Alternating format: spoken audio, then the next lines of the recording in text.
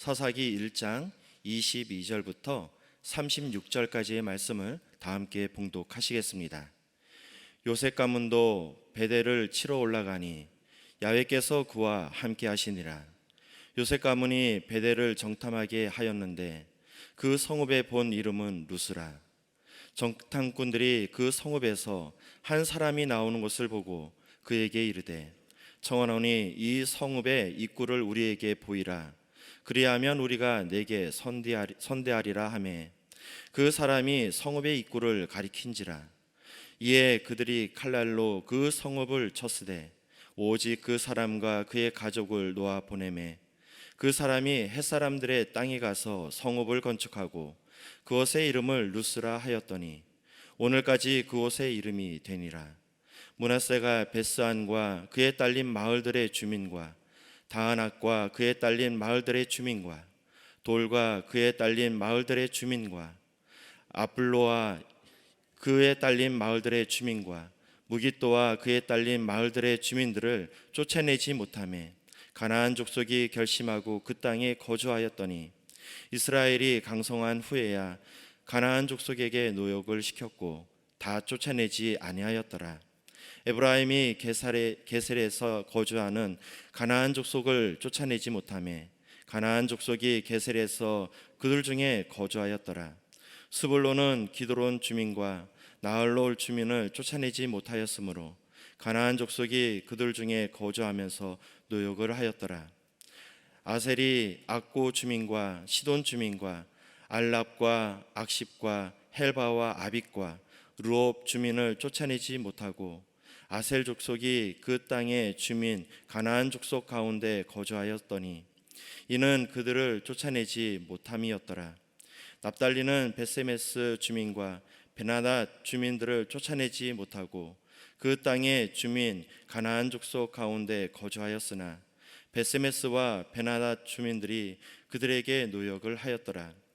아모리 족속이 단 자손을 산지로 몰아놓고 골짜기에 내려오기를 용납하지 아니하였으며 결심하고 헤레스 산과 아얄론과 사알빔에 거주하였더니 요셉의 가문의 힘이 강성하며 아모리 족속이 마침내는 노역을 하였으며 아모리 족속의 경계는 아그라빔 비탈의 바위부터 위쪽이었더라. 아멘. 저는 오늘 본문 말씀을 근거로 해서 이스라엘의 왕이 없으므로 라는 제목으로 함께 은혜를 나누도록 하겠습니다. 우리 함께 따라해 보실까요? 이스라엘의 왕이 없으므로. 오늘 본문 말씀은 사사시대에 대해 말씀하고 있습니다. 여러분, 사사시대란 어떤 시대를 이야기하는 것일까요? 이 사사시대란 하나님께서 세우신 사사들이 이스라엘 백성들을 치리하던 시대, 그 시대를 이야기하고 있습니다. 성경은 이 사사시대를 특징을 이렇게 정의하고 있는데요. 사사기 21장 25절 말씀입니다. 그때 이스라엘의 왕이 없으므로 사람이 각기 자기의 소견에 오른 대로 행하였더라. 말씀을 살펴보니까 이 사사시대는 어떤 시대였냐면은 사람들이 각기 자기의 소견에 오른 대로 행하며 살았던 시대라고 말씀하고 있습니다. 그런데 이스라엘 백성들이 이와 같이 자기의 소견대로 옳은 대로 행하며 살았던 이유가 있었는데 그 이유가 무엇이냐면 바로 이스라엘의 왕이 없었기 때문이라고 말씀하고 있습니다. 역사학적으로 본다면 이스라엘의 왕이 없다라는 것은 당연한 이야기일 것입니다. 왜냐하면 이 왕이 다스리던 시대는 이 사사시대 이후에 있는 시대이기 때문입니다. 그런데 오늘 성경에서 이스라엘의 왕이 없다라고 이야기하는 것은 이 사울과 같은, 다윗과 같은, 솔로몬과 같은 왕이 없었다고 이야기하는 것이 아닙니다. 이스라엘의 영원하신 왕, 야훼 하나님이 왕으로 인정받지 못하고 있는 것을 이야기하고 있는 것입니다. 이스라엘의 하나님, 야훼를 인정하지 않기 때문에 하나님 말씀대로 사는 것이 아니라 자기 소견에 오른 대로 살았던 삶, 그 삶이 바로 사사시대의 삶이었던 것입니다. 이 사사시대를 살펴보니까 이 성경의 목차를 보니까요, 여호수아서 다음에 이 사사기가 위치해 있는 것을 바라볼 수 있습니다. 이 사사시대란 어떤 시대였냐면은 이 여호수아가 성령의 충만함을 입어서 이 가나안 족속을 물리치면서 나아갔던 그 시대 이후에 사사시대가 열린 것을 바라볼 수 있습니다. 자, 그렇다면 여기서 한 가지 질문이 생기게 되는데요. 그렇다면 성령으로 충만해서 가나안을 정복했던 여호수아 시대에서 하나님을 떠나서 자기 소견에 옳은 대로 살았던 사사시대까지는 과연 몇 년의 시간이 흘러갔느냐 하는 것입니다. 여호수아서 24장 31절 말씀입니다. 이스라엘이 여호수아가 사는 날 동안과 여호수아 뒤에 생존한 장로들 곧 야훼께서 이스라엘을 위하여 행하신 모든 일을 아는 자들이 사는 날 동안 야훼를 섬겼더라. 성령으로 충만하여 가나안을 정복했던 시대에서 하나님을 떠나서 우상을 섬기며 자기의 소견에 옳은 대로 살았던 이 사사시대까지는 몇천 년의 시간이 필요했던 것이 아니었다는 것입니다. 몇백 년의 시간이 필요한 것이 아니었다라는 겁니다. 단지 여호수아와 그와 함께했던 장로들이 죽자 바로 사사시대가 열리게 되었다라는 것입니다. 성령으로 충만했던 이스라엘 백성들이 왜 갑자기 이렇게 신앙이 무너져 버렸을까요? 우리가 인생을 살아가다 보면 원인 없는 결과는 없을 것 같습니다. 이스라엘 백성들이 이와 같이 신앙이 급격하게 무너졌다면 그에 합당한 이유가 분명히 존재할 것 같습니다. 오늘 말씀을 통해서 함께 알아보도록 하겠습니다. 이 신앙이 순식간에 무너졌던 첫 번째 이유는 하나님을 의지하지 않았기 때문입니다. 우리 함께 따라해 보실까요? 하나님을 의지하지 않았습니다. 여호수아는 이스라엘 백성들과 더불어서 맡은 사명을 잘 감당했습니다. 최선을 다해서 가나안 정복하는데 힘을 써 나갔습니다. 그럼에도 불구하고 이 여호수아는 가나안 온 족속을 점령할 수 없었는데요. 이 모습을 바라보았던 하나님께서는 여호수아에게 이렇게 말씀을 하십니다. 여호수아서 13장 1절 7절 말씀입니다. 여호수아가 나이가 많아 늙음에 야훼께서 그에게 이르시되 너는 나이가 많아 늙었고 얻을 땅이 매우 많이 남아있도다. 너는 이 땅을 9지파와 므낫세 반지파에게 나누어 기업이 되게 하라 하셨더라. 이 말씀을 들었던 여호수아는 각 지파의 대표를 불러다가 제비를 뽑게 됩니다. 그리고 이 가나안 땅을 분배해서 그들에게 나눠주게 됩니다. 자, 그런데요, 이렇게 땅을 분배받았던 이스라엘 백성들이었지만 그들 스스로는 이 가나안 족속들을 물리칠 수 없었다라는 것입니다. 사사기 1장 27절 말씀입니다. 므낫세가 베스안과 그에 딸린 마을들과 다은악과 그에 딸린 마을들의 주민과 돌과 그에 딸린 마을들의 주민과 이블로함과 그에 딸린 마을들의 주민과 무기또와 그에 딸린 마을들의 주민들을 쫓아내지 못하며 가나안 족속이 결심하고 그 땅에 거주하였더니. 여러분, 이 므낫세는 지금 쫓아낼 수 있는 힘이 없었기 때문에 이 가나안 족속이 그대로 살고 있는 것을 지켜보아야 했다라는 것입니다. 그런데 이 므낫세 지파만의 문제였을까요? 그렇지 않았다라는 것입니다. 사사기 1장 29절 이하의 말씀입니다. 에브라임이 게셀에 거주하는 가나안 족속을 쫓아내지 못하며 30절입니다. 스불론이 기드론 주민과 나할롯 주민을 쫓아내지 못하였으므로 32절입니다. 아셀 족속이 그 땅의 주민 가나안 족속 가운데 거주하였으니 이는 그들을 쫓아내지 못함이었더라.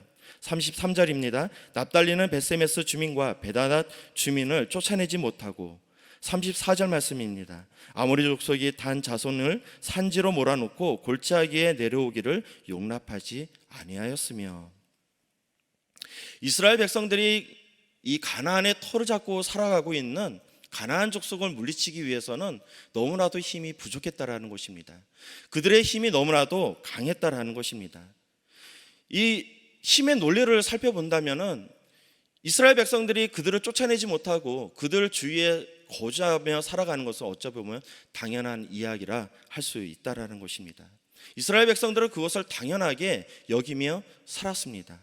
자, 그런데요, 이런 문제는 유독 이때만의 문제가 아니었다라는 것입니다. 여호수아가 활동하던 시절에도 똑같은 문제가 있었다라는 것입니다. 민족의 최고 지도자가 되었던 이 여호수아는 이스라엘 백성들을 이끌고 요단강을 건너 이 여리고에 도착하게 됩니다. 그때 이스라엘 백성들 앞에 아주 높이 솟아있는 여리고성을 발견하게 되는데요, 그들이 도저히 범접할 수 없는 철옹성이었다라는 것입니다.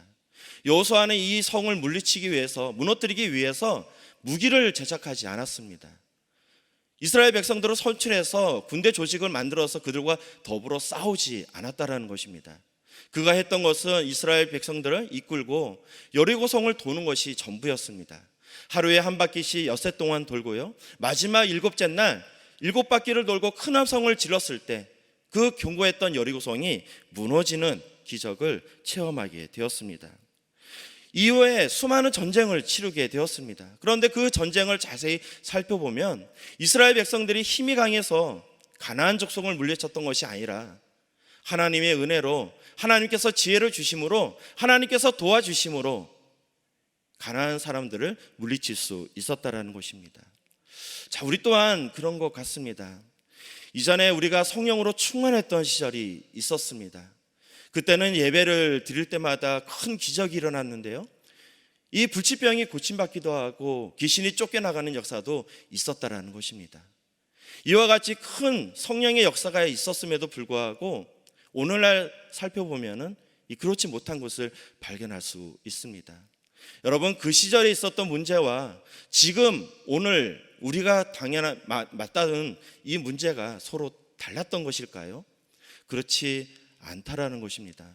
자, 그렇다면은 그 시간이 흐르는 과정 가운데 하나님께서 이제는 나이가 드셔가지고 역사하지 못하는 것이었을까요? 하나님의 손이 짧아져서 기적을 행하지 못하는 것일까요? 그렇지 않다라는 것입니다. 오늘 우리의 모습을 바라본다면은 문제를 물리칠 생각을 하지 않고 그 문제를 끌어안고 살아가는 것을 바라볼 수 있습니다. 이전에 빨간 가방을 들었던 우리 지역장님들, 이 지역에 문제가 있다라고 한다면 지역원들 모아놓고서 작정하며 기도했습니다. 금식하며 기도했습니다. 자, 그런데 오늘날 우리의 모습은 어떤가요? 그렇지 못하다라는 것입니다. 홍해 바다를 건넌 이스라엘 백성들이 광야길을 걷게 되었습니다. 풀 한 폭이 찾아볼 수 없는 이 광야를 무려 사흘길을 걷게 되었는데요, 고생하면서 도착했던 것이 바로 마라라는 곳이었습니다. 마라에는 이스라엘 백성들이 그토록 원했던 물이 있었는데요, 그런데 그곳의 물을 마셔보니까 도저히 써서 마실 수가 없었다라는 것입니다. 인생의 큰 고난을 맞게 되었던 것입니다. 이스라엘 백성들은 인생의 큰 쓴물을 마셨을 때 그들은 좌절하며 절망하게 되었습니다. 모세를 원망하며 그 자리에 주저앉아 버렸다라는 것입니다. 하지만 그 시간에 모세는 어떻게 했느냐? 그 문제를 가지고 하나님께 나와 기도를 했다라는 것입니다. 하나님께 부르짖어 기도했을 때 하나님께서는 그에게 큰 기적을 행해 주셨습니다. 출애굽기 15장 25절 말씀입니다. 모세가 야훼께 부르짖었더니 야훼께서 그에게 한 나무를 가리키시니 그가 물에 던지니 물이 달게 되었더라. 지금 이스라엘 백성들과 모세는 똑같은 위기에 처해져 있었습니다. 하지만 그들의 결과는 같지 않았다라는 것입니다.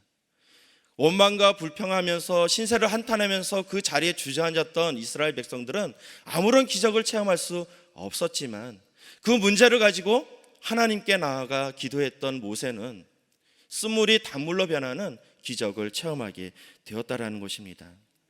여러분, 이 쓴물을 단물로 만들었던 이 나무는 어느 날 갑자기 생겨난 것일까요? 모세가 기도했더니 이 나무가 갑자기 생겨났던 것일까요? 그렇지 않았습니다. 쓴물 옆에 이 나무는 항상 그 자리에 있었습니다. 그런데 하나님께 기도하지 않으면 그 나무가 쓴물을 단물로 변화시키는 해결의 열쇠라는 것을 아무도 알지 못한다라는 것입니다. 우리가 기도하며 나갔을 때 하나님께서는 문제 해결되는 것을 우리에게 가르쳐 주시고 우리가 그 문제를 해결할 수 있도록 도와주신다라는 것입니다. 하나님께서 말씀하십니다. 너는 내게 부르짖으라. 내가 내게 응답하겠고 내가 알지 못하는 크고 은밀한 일을 내게 보이리라. 우리가 전심으로 하나님께 부르짖어 기도하며 나아갔을 때 하나님께서는 그 기도를 들어주시고 우리가 알지 못하는 크고 은밀한 일을 우리에게 보여주시겠다고 하나님께서는 말씀하고 있는 것입니다. 그 자리에서 낙심하는 것이 아니라 기도로서 승리하는 여러분 되시기를 주님의 이름으로 축복드리겠습니다. 자, 신앙이 순식간에 무너졌던 두 번째 이유가 있었습니다. 그것은 바로 세상과 타협을 했기 때문입니다. 자, 함께 따라해 보실까요? 세상과 타협을 했기 때문입니다. 자, 이스라엘 백성들은 처음에는 스스로 가나안 족속을 물리칠 수 없었기 때문에 그들과 더불어 삶을 살았습니다. 하지만 이제는 이스라엘 백성들이 힘을 얻고 충분히 물리칠 수 있음에도 불구하고 이스라엘 백성들은 그렇게 하지 않았다라는 것입니다. 사사기 1장 35절 하반절 말씀입니다.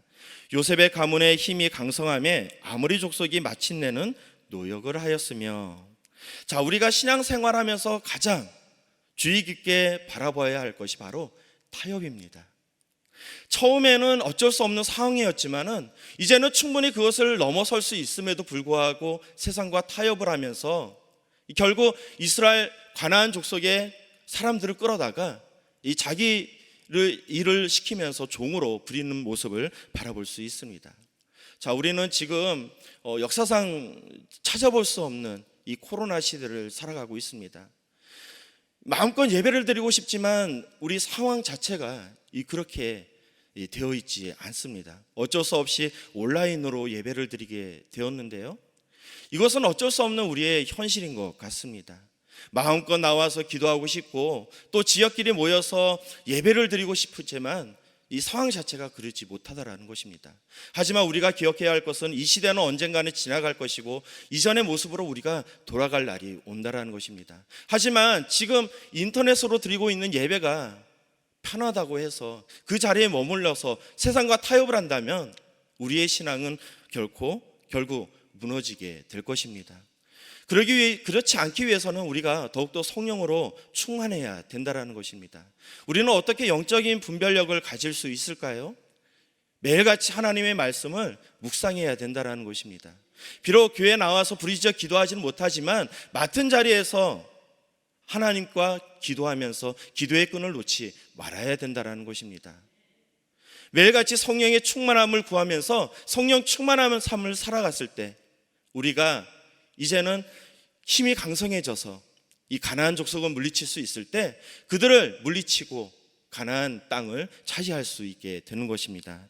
이와 같이 매일 기도로서 매일 성령 충만함으로써 하나님께 쓰임받는 저와 여러분 되시기를 축복드리겠습니다. 자, 마지막 세 번째 말씀을 살펴보니까 신본주의를 버리고 인본주의를 따랐습니다. 자, 함께 따라해 보실까요? 신본주의를 버리고 인본주의를 따랐기 때문입니다. 광야 40년 길을 걸었던 이스라엘 백성들은 먹고 살기 위해서 힘써 일할 필요가 없었습니다. 왜냐하면 자고 일어나면은 이 만나가 내려 있었기 때문입니다. 너무나도 편한 삶이었던 것 같아요. 그냥 자고 일어나면 먹을 것이 그냥 생겨났으니까요. 하지만 그들의 삶은 그렇게 녹록하지는 않았습니다. 때로는 애굽에서 먹었었던 고기가 먹고 싶어서 하나님을 불평한 적도 있었고요, 때로는 마실 물을 구하지 못해서 좌절할 때도 있었다라는 것입니다.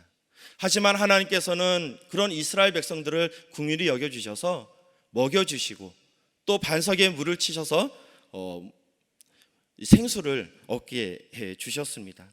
매일같이 기적을 체험하며 삶을 살아갔다라는 것입니다. 자, 그런데요, 이 가나안에 들어가고 나서는 이스라엘 백성들의 삶이 변화되게 됩니다. 여호수아서 5장 12절 말씀입니다. 또 그 땅의 소산물을 먹은 다음 날에 만나가 그쳤으니 이스라엘 사람들이 다시는 만나를 얻지 못하였고 그의 가나안 땅의 소출을 먹었더라. 이제는 더 이상 하나님께서 공급해 주시는 만나를 먹을 수가 없었습니다. 이제는 이스라엘 백성들은 가나안에 들어가서 땀을 흘려야지 먹을 것을 구하게 되었다라는 것입니다. 자, 그런데 이 가나안에 들어왔던 세대는 어떤 세대였을까요? 농사를 지어보지 못했던 세대였습니다. 광야에서 태어나서 하나님께서 공급해 주시는 만나만 먹고 자라왔던 세대가 바로 이 세대였다라는 것입니다. 그들은 어떻게 농사를 지어야 할지 알지 못했습니다. 그래서 이 가나안에 남아져 있는 이 가나안 족속 사람들에게 농사하는 기술을 배우고 그들에게 문화와 이런 것들을 받아들이게 됩니다. 그들에게 농사 짓는 기술만 받은 것이 아니었습니다. 그들이 섬기는 우상도 배우게 되었고요. 또 세상의 지식과 또 세상의 문물을 받아들이게 되었다라는 것입니다. 이와 같이 세상의 문물을 받아들였을 때 그들의 결론은 어떻게 되었느냐? 그때 이스라엘에 왕이 없었고 사람이 각기 자기의 속에 내 옳은 대로 행하였더라.